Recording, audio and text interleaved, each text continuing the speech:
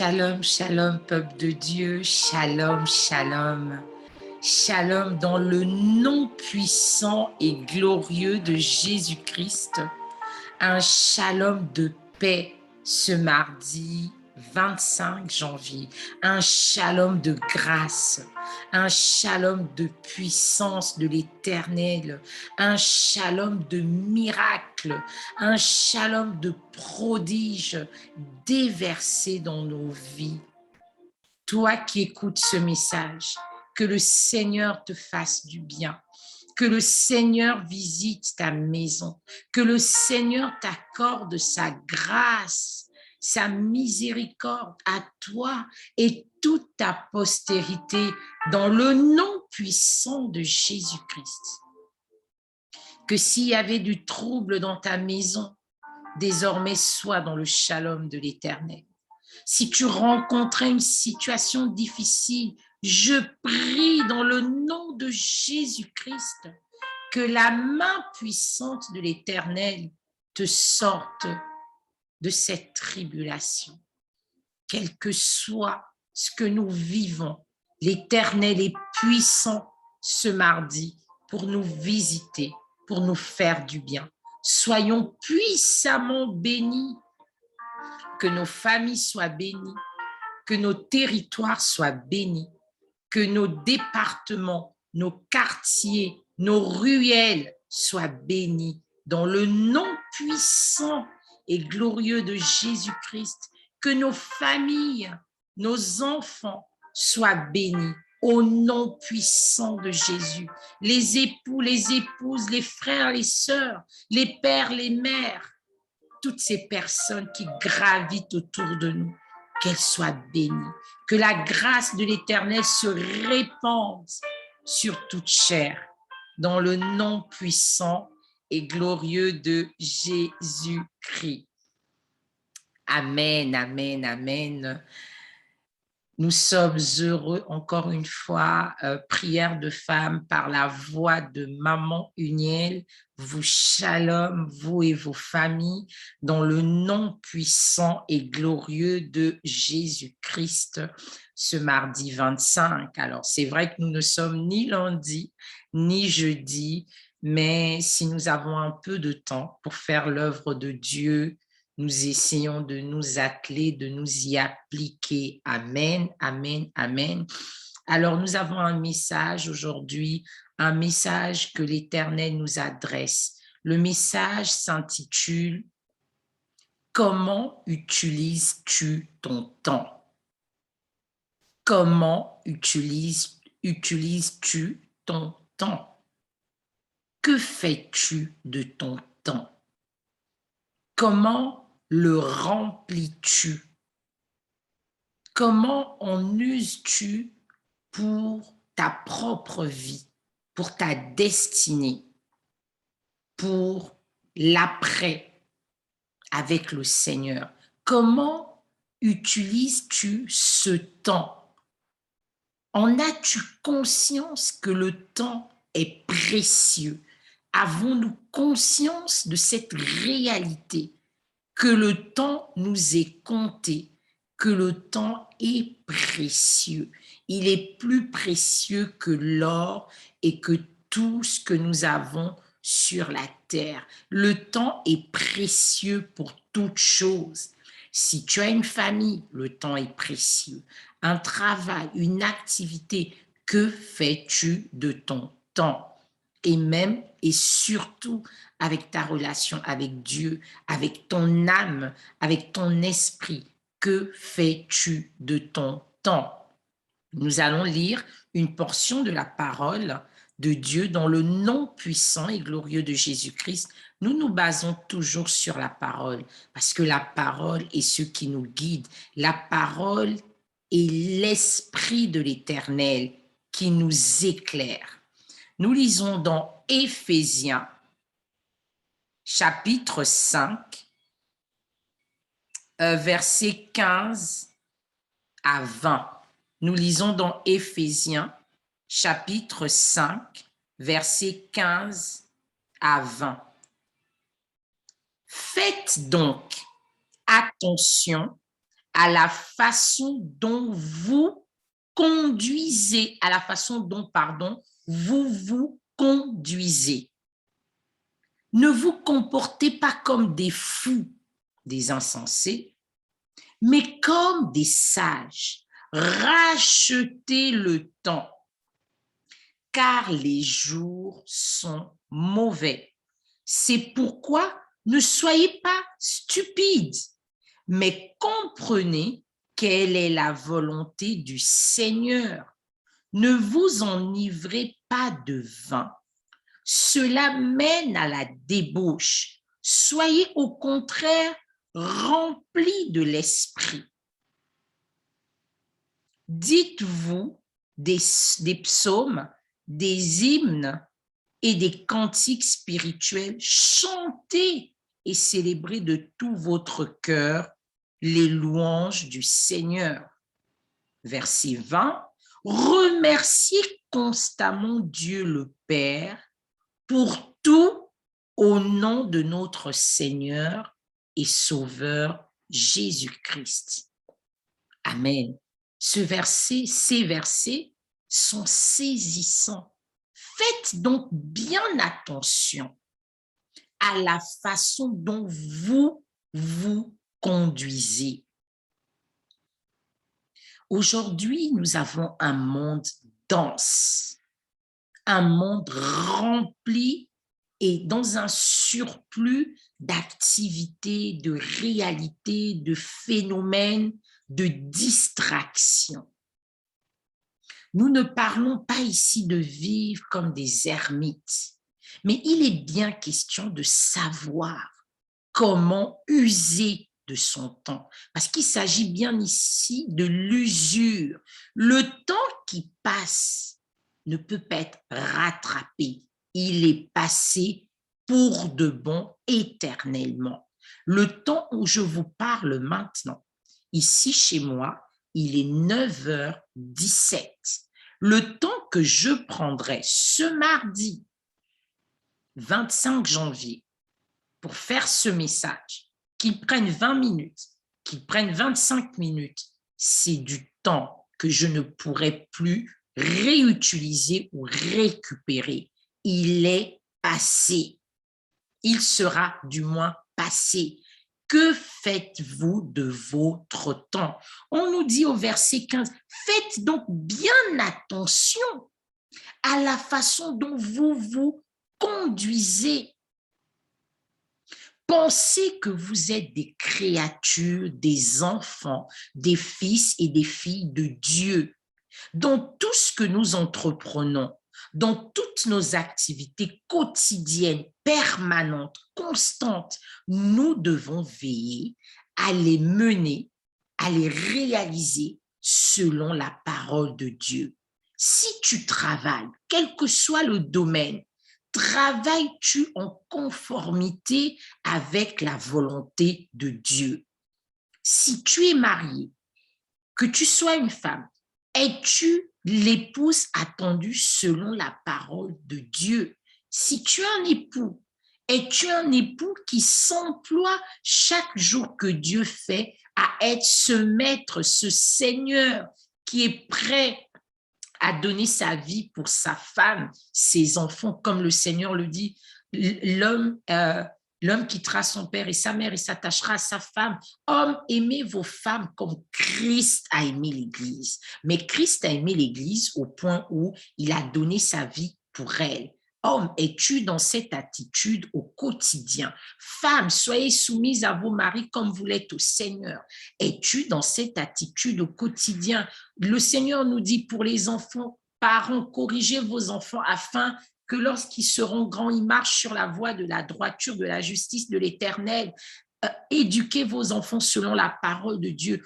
Comment fais-tu pour éduquer tes enfants? Oui, il est important, nous les envoyons à l'école, nous veillons à leur éducation. C'est fondamental pour faire d'eux des citoyens et des citoyennes du monde dans le futur, des citoyens et des citoyennes qui puissent s'en sortir, qui puissent avoir un revenu, qui puissent avoir un travail. Mais au quotidien, accompagnes-tu tes enfants? dans la droiture, dans la justice. Comment leur parles-tu? Qu'est-ce que tu leur inculques?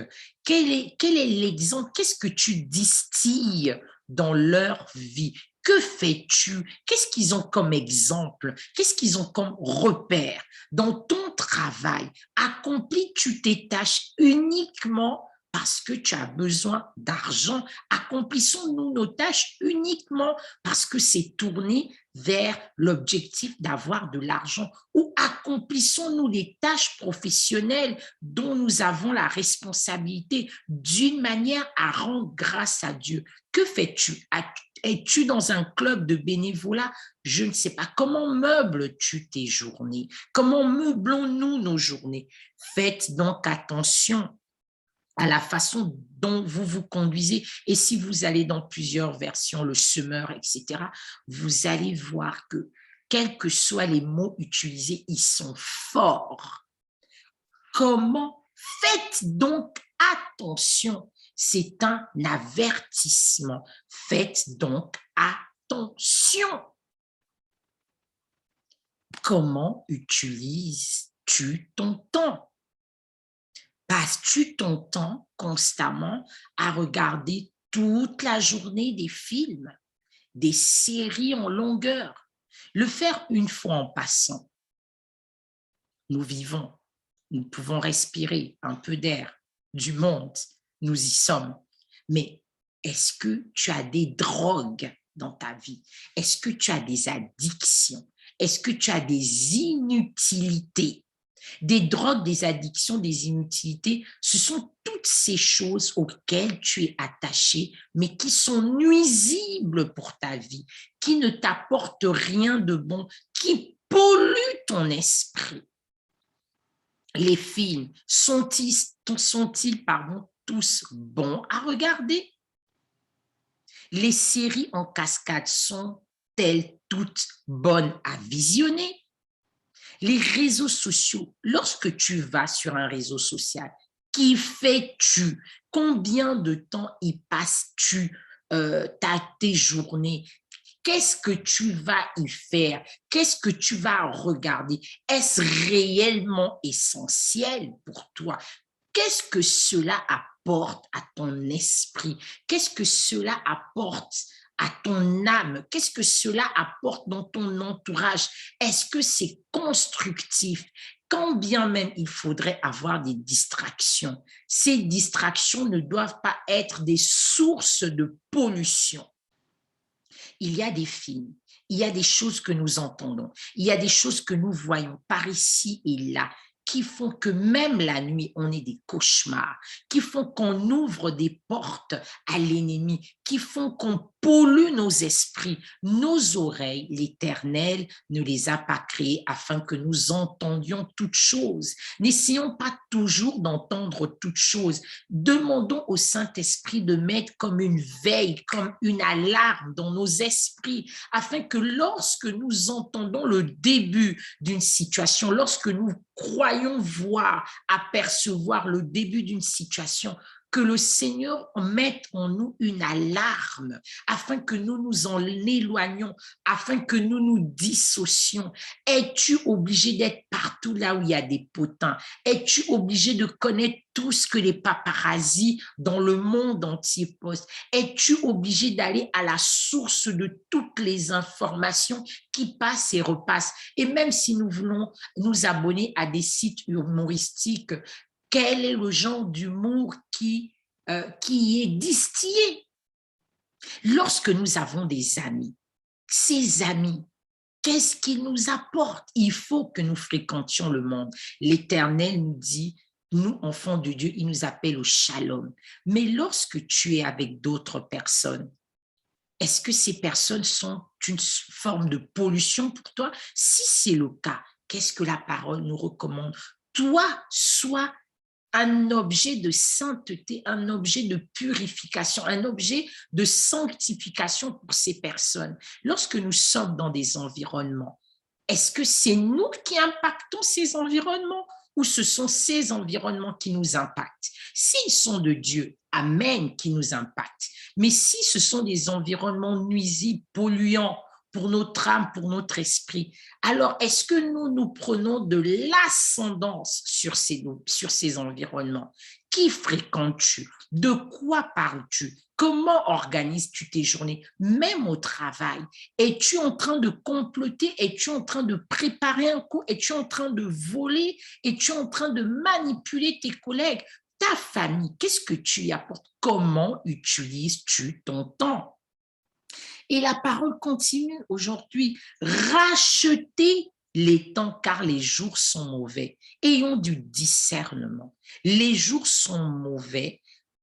Sachons utiliser à bon escient, que le Seigneur nous y conduise, nos journées et nos nuits. Et si vraiment nous pensons que nous nous ennuyons et que nous n'avons plus rien à faire, il y a toujours la parole de Dieu à lire, il y a toujours la prière, il y a toujours la louange, il y a toujours pour les pères et les mères de famille ce temps où tu peux passer, ce temps que tu peux passer à parler de Dieu avec tes enfants, ce temps que tu peux passer à lire la parole avec tes enfants. Je veux dire, même si la parole de Dieu ne peut pas être lue H24 dans nos vies, mais transportons ces paroles. Lorsque tu conduis ta voiture, tu es en train de conduire, où sont tes pensées? Sur quoi sont-elles dirigées? Est-ce qu'en conduisant ou en dormant la nuit, tu médites le mal sur l'autre? Pourquoi nous ne devons pas prendre conscience que le temps est subtil? C'est une réalité précieuse, subtile qui passe. Chaque temps, même quand tu réalises une activité, il y a le temps de la réalisation de l'activité et il y a le temps de ta pensée. Comment utilises-tu ton temps? Ce que tu fais, est-ce utile? Il y a des moments, c'est nous qui affectons nos vies personnellement parce que nous voulons entendre et nous nous laissons transporter à entendre, parce que nous recherchons à voir, par l'environnement dans lequel nous prenons plaisir à demeurer, à évoluer, parce que nous sommes nous-mêmes dans l'action. Qu'est-ce que tu accomplis au quotidien? Je m'invite à regarder, à examiner la journée. Et une journée ne peut pas être juste faite de recherche d'argent. Une journée ne peut pas juste être tournée sur le matériel. Une journée ne peut pas être juste tournée sur la distraction. Une fois, deux fois, une fois dans la semaine, d'accord. Mais la journée est aussi le moment comme la nuit où tu entretiens ton esprit. Avec quoi entretiens-tu ton esprit? Avec tout ce qui se passe sur les réseaux sociaux. Sur les réseaux sociaux, il y a de bonnes choses, mais il y a également et surtout, majoritairement, de mauvaises choses. Es-tu obligé de tout entendre? Es-tu obligé de tout voir? Es-tu obligé de participer à toutes ces inutilités qu'il y a dans la vie quotidienne et courante? Es-tu obligé d'appeler ton ami, ta sœur, ta voisine et passer 4 heures au téléphone en train de médire, d'examiner de la vie des gens, de torturer les âmes en train de médire constamment? Es-tu obligé de passer 5 heures devant la télévision tous les jours? Es-tu obligé de faire cela? Comment utilises-tu ton temps? Et la parole nous enseigne ici. Elle nous dit encore plus fort, rachetez ce temps, il est précieux, car les jours sont mauvais. Emploie ton temps à glorifier Dieu. Quand tu travailles, que ton travail soit à la gloire de Dieu. Quand tu es dans ton foyer, que ton foyer soit à la gloire de Dieu. L'éducation de tes enfants à la gloire de Dieu. Quand tu es avec tes amis, que cela soit à la gloire de Dieu. Lorsque, peu importe, même si tu joues au tennis, joue pour la gloire de Dieu. Que tout ce que nous ferons, ne vous enivrez pas de vin, cela mène à la débauche. Évitons pas seulement le vin, ici ce n'est qu'un exemple, mais tout ce qui peut t'amener au péché, tout ce qui peut t'amener à l'esclavage, tout ce qui peut polluer ton esprit, tout ce qui peut te séparer de la gloire de Dieu, tout ce qui peut mettre une barrière entre toi et le Saint-Esprit. Il y a des moments où nous disons, mais Dieu ne me parle pas, mais cette relation, je n'arrive pas à la développer. Mais le Seigneur n'aime pas des espaces impurs. Le Saint-Esprit n'aime pas des espaces vides de sens. À quoi emploies-tu ton temps? Comment l'utilises-tu? Est-ce que la manière dont tu utilises ton temps, peu importe l'activité, invite le Seigneur dans ta vie?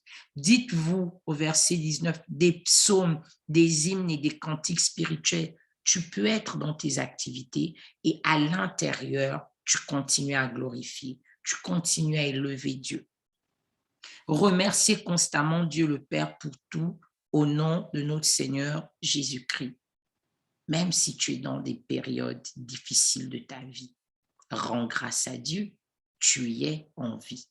Et aussi longtemps que tu es en vie, le Seigneur te fait grâce. Comment utilisez-vous? Comment utilisons-nous notre temps?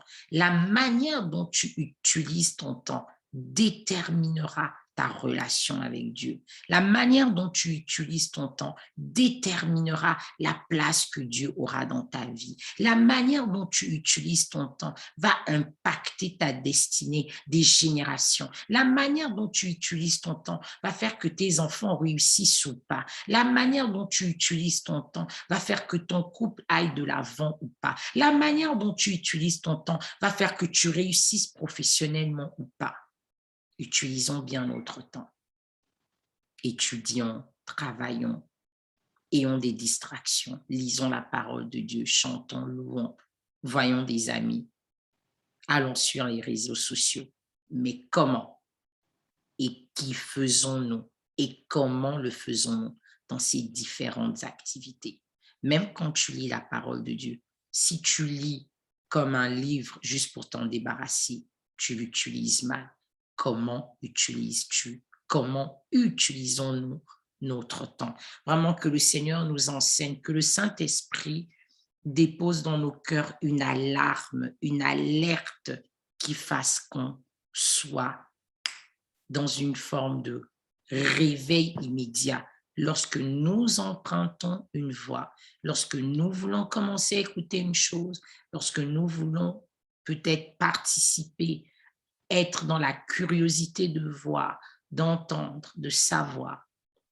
Il n'est pas toujours utile de vouloir entendre ni savoir certaines choses parce que cela pollue parfois nos esprits, parce que cela n'est pas agréable, parce que cela ouvre des portes. Sortons des inutilités des ténèbres et restons dans la présence constante de Dieu. Que le Seigneur vous bénisse.